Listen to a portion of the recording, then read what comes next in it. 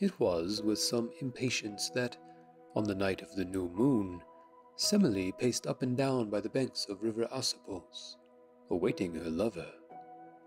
He arrived at last, this time as a stallion, black, glossy, and fine, galloping through the fields toward her as the sun set in the west behind him, seeming to set his mane on fire.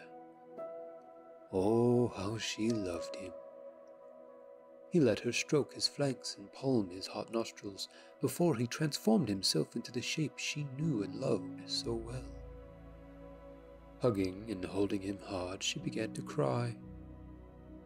"My darling girl," said Zeus, his finger running down to her belly where it traced the outline of their child. Not weeping again. What am I doing wrong? You really are the god Zeus? I am. Will you promise to grant any wish? Oh, must you really? Said Zeus with a sigh. It's nothing, not power or wisdom or jewels or anything like that, and I don't want you to destroy anyone. It's a small thing, really it is. Then, said Zeus, chucking her affectionately under the chin, I will grant your wish. You promise? I promise. I promise by this river. No, I've already sworn one thing by it. I shall promise you by the great Stygian stream herself. Raising his hand with mock solemnity, he intoned, Beloved Semele, I swear by sacred Styx that I will grant your next wish. Then, said Semele with a deep breath, show yourself to me.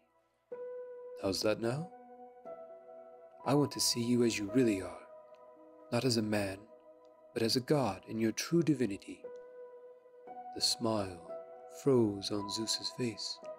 No, he cried. Anything but that. Do not wish such a thing. No, no, no. It was the tone of voice that gods often used when they realized they had been trapped into a rash promise. Apollo cried out in the same way, you will remember, when Phaeton called upon him to honor his oath. Suspicion flared up in Semele. You promised, you swore by Styx, you swore an oath. But my darling girl, you don't know what you're asking. You swore. Semele actually stamped her foot. The god looked up at the sky and groaned. I did. I pledged my word, and my word is sacred. As he spoke, Zeus began to gather himself into the form of a great thundercloud. From the center of this dark mass flashed the brightest light imaginable. Semele looked on, her face breaking into a broad and ecstatic smile of joy. Only a god could change like this. Only Zeus himself could grow and grow with such dazzling fire and golden greatness.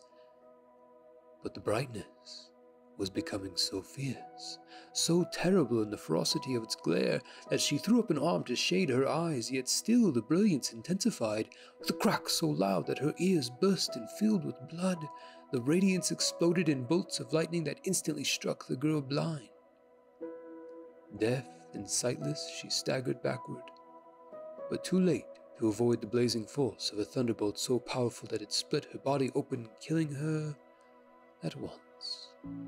Above him, around him, inside him, Zeus heard the triumphant laughter of his wife. Of course, he might have known. Somehow Hera had tricked this poor girl into forcing the awful promise from him. Well, she would not get their child. With a peal of thunder, Zeus returned to flesh and blood and plucked the fetus from Semele's belly. It was too young to breathe the air, so Zeus took a knife and sliced open his thigh and tucked the embryo inside. Holding it tight within this makeshift womb, Zeus knelt down to sew the child safely into his warm flesh.